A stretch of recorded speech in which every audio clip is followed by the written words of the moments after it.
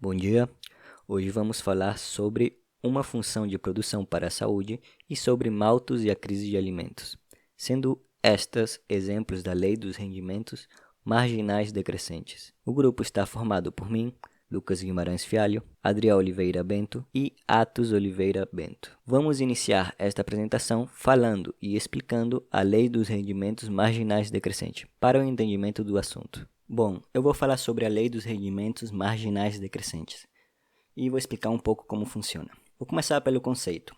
A lei dos rendimentos marginais decrescente, isto no curto prazo, claro, diz que, à medida que aumenta o uso de um insumo em incrementos iguais, isto mantendo-se fixos os demais insumos, acaba-se chegando em um ponto em que a produção adicional começa a decrescer.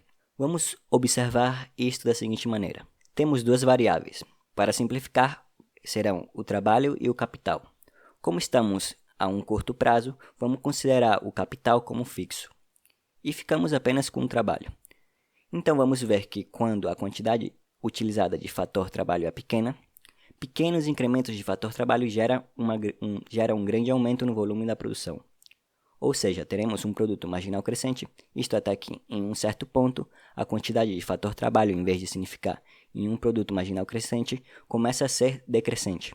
Em poucas palavras, quando houver funcionários demais, alguns se tornarão ineficientes e o produto marginal do fator trabalho começará a apresentar uma queda. Bom, isto assim é complicado de entender, então vamos observar graficamente como funciona. Aqui temos um exercício que eu peguei da internet para explicar como esta lei funciona, de uma forma mais visual. Bom, aqui a gente desconsidera o fator capital, já que vamos manter ele fixo.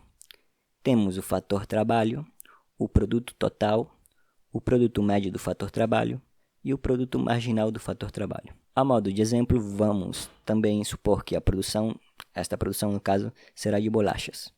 Também estaremos dispondo o gráfico da produção de forma individual e embaixo estará os gráficos do produto médio do trabalho e do produto marginal do trabalho. Bom, inicialmente teremos zero trabalho, então logicamente, mesmo tendo um capital, sem trabalho não vai haver nenhum produto resultante.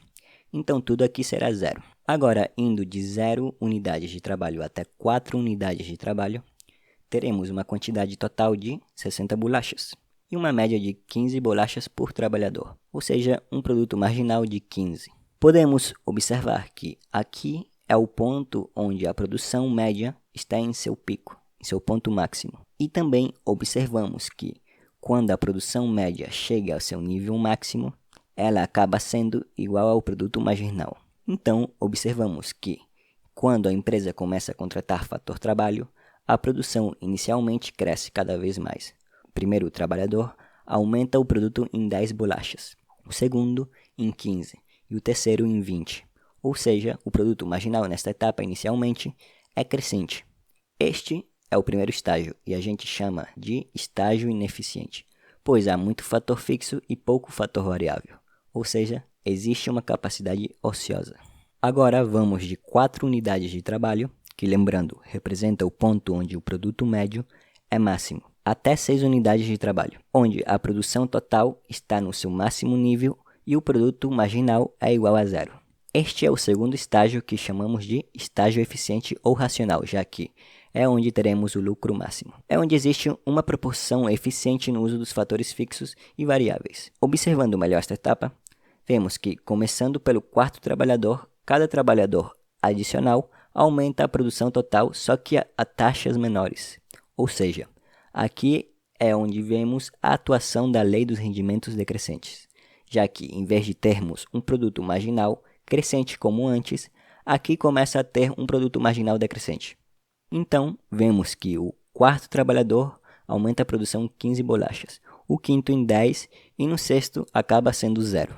A partir do sexto trabalhador, a produção começa a decrescer, ou seja, temos um produto marginal negativo.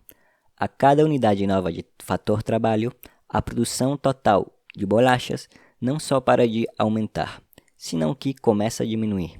É só observar o que acontece ao contratar um sétimo trabalhador. Teremos uma produtividade marginal de menos 5, ou seja, nosso produto total, que aliás era o máximo, ela diminui de 70 para 65. Este é o estágio que chamamos de estágio irracional, já que há uma proporção ineficiente de fator fixo e variável, ou seja, há muito insumo trabalho e pouco insumo capital, que lembrando, o capital aqui é fixo, já que estamos trabalhando no curto prazo. Então, em poucas palavras, estamos tendo um desperdício de fator variável e provocando uma diminuição na produção. Olá, meu nome é Adriel e eu vou dar o exemplo da função de produção para a saúde. Esse exemplo ele nos traz que os gastos com a saúde em todo o mundo eles têm aumentado com muita rapidez. O exemplo especial ele traz os Estados Unidos e nos informa que os Estados Unidos gastam com saúde 15% do seu PIB. Os Estados Unidos vem gastando esses 15% do seu PIB ao longo dos anos, além de outros países que também gastam uma parte significativa na saúde, como a França e a Alemanha, que gastam 11%, os dois, 11% do seu PIB, e o Japão e o Reino Unido, que gastam 8% do seu PIB. E aí o exemplo nos pergunta se esse grande gasto com a produção da saúde, eles vão aumentar a produção ou eles vão refletir interferências no processo de produção. E aí o exemplo nos traz um gráfico que compara a expectativa de vida, que é um dos exemplos. Eu poderia citar também em relação a outros problemas de saúde, eu poderia colocar aqui, mas o exemplo específico traz a expectativa de vida em relação a esses dólares gastos com insumos de tratamento de saúde. E aí essa função produção, ela representa o resultado de saúde máximo alcançável para uma população como um todo. A gente vai ver que tem o ponto A, o ponto B, o ponto C e o ponto D. O A, B e o C, eles vão representar a utilização mais eficiente possível dos insumos de tratamento de saúde para fornecer esse serviço. Enquanto que o D, ele vai, se nós formos ver, ele está fora da curva de produção, o que quer dizer que ele é ineficaz. Ele está abaixo, da função, ele está fora desta função. A gente for analisar mais a fundo em números, a gente vai ver que essa função ela apresenta rendimentos decrescentes. Por exemplo, o produto de saúde no ponto B, é muito maior que no ponto A, porque a produtividade marginal dos gastos com a saúde ela é alta. Ou seja, de A para B há um adicional de $20.000, se a gente for ver, tem 10 mil no ponto A, e aí eles colocam mais esse adicional de $20.000, e aí vai resultar no ponto B que está em $30.000. E aí a gente vai ver que esse adicional de $20.000, ele está aumentando a expectativa de vida das pessoas em 3 anos. Porém, se a gente for ver do ponto C para o ponto B, embora a diferença dos insumos de saúde seja grande, do ponto B para C, o adicional é o mesmo. São uns $20.000 de adicional, porém a expectativa ela aumenta apenas em 1 ano. Ela não vai aumentar nos mesmos 3 anos como aumentou do ponto A para o B, mesmo que seja o mesmo adicional de dinheiro. Então o exemplo vai nos explicar que isso ocorre porque as tecnologias médicas atuais, os gastos adicionais com o procedimento médico e o fato os gastos com medicamentos também, eles têm apenas um efeito mínimo nas taxas de expectativa de vida. Isso quer dizer que a produtividade marginal do valor gasto com a saúde fica menos eficaz a partir do momento que você coloca mais dinheiro ali. Ele traz essa comparação, que é quanto mais gastos, menos eficaz vai ser. No caso, menos expectativa de vida. O exemplo também vai dizer que os Estados Unidos vai explicar que a alta preferência do consumidor está ligada com uma maior qualidade de saúde, ou seja, as pessoas elas querem uma maior qualidade de saúde e por isso tem esse gasto grande nos Estados Unidos de 15% do seu PIB. É por isso que tem esse gasto, essa busca por uma maior qualidade reflete nesse maior gasto. Isso quer dizer que à medida que os rendimentos aumentam, mesmo que mais caros, para obter uma pequena expectativa de vida. Independente de não mudar muito a expectativa de vida, de tipo, como está no exemplo, de 3 anos para 1 ano, se for crescendo para 1 ano, depois para meio ano, depois para apenas um bimestre do ano, eles não têm problema com isso, eles querem esse mínimo de expectativa. Isso pode justificar esses 15%. Mas aí o exemplo ele nos traz também que uma outra causa que pode ser é que os Estados Unidos eles sofram essa ineficiência de produção de assistência médica, né? Que é nada mais nada menos que o nosso ponto D na função. Isso quer dizer que ele está sendo menos ineficaz, porque se você volta, ele pode estar sendo menos ineficaz mesmo que as pessoas não liguem para isso. Isso poderia ser resolvido tirando os Estados Unidos de D, era simplesmente colocar ele para B de volta, e aí a gente ia ver que ele ia entrar na função e iria se tornar mais eficaz. Mas essas duas explicações para os gastos com saúde nos Estados Unidos provavelmente têm alguma validade.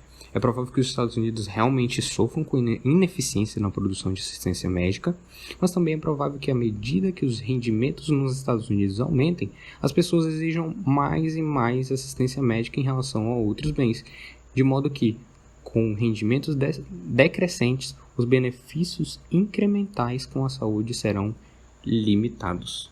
Olá, meu nome é Atos e eu vou falar sobre Malthus e a crise de alimentos, né? Thomas Malthus, um economista que nasce em 1766, usou da lei dos rendimentos decrescentes para um pensamento econômico, né? E sua teoria afirmava que a quantidade relativa fixa de terras existentes em nosso planeta seria insuficiente para o suprimento de quantidades necessárias de alimento à medida que a população mundial crescesse, né? Segundo as previsões de Malthus, quando ocorresse a queda tanto da produtividade marginal quanto da produtividade média da mão de obra, e ainda houvesse mais pessoas para serem alimentadas, o resultado, segundo Malthus, seria a fome em larga escala. Felizmente ele estava enganado, e a gente vai ver o porquê que ele estava enganado.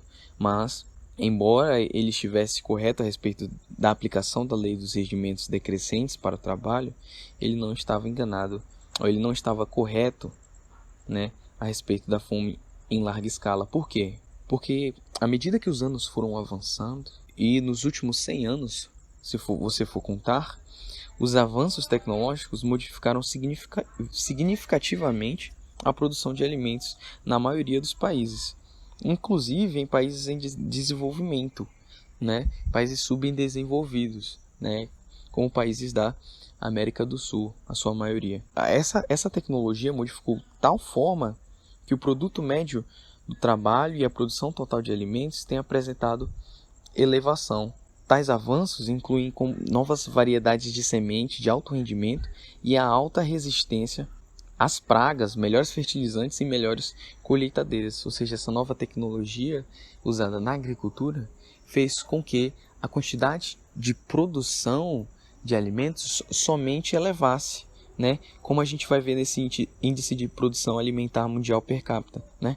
Nos anos de 1948 a 1952, o índice ali se mostra em 100. E aí você for ver, em 1990 ele já se mostra em 135.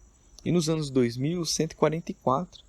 E nos anos 2009, ele já está em 155. Então a gente vai notando que à medida em que os anos vão passando, a população sim aumenta de forma gradativa, mas com o avanço tecnológico, a produção desses alimentos também aumenta significativamente junto com o aumento da população.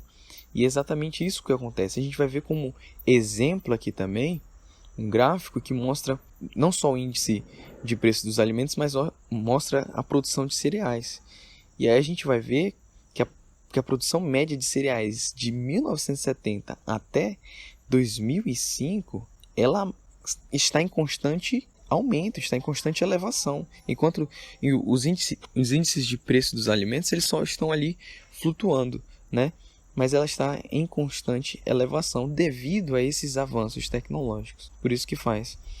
Por isso de ser então tão importante a lei dos rendimentos decrescentes, né? Mas ainda mais importante contar não só com essa lei, mas com avanços tecnológicos. E aí nós vemos que o quadro hoje em dia é completamente diferente.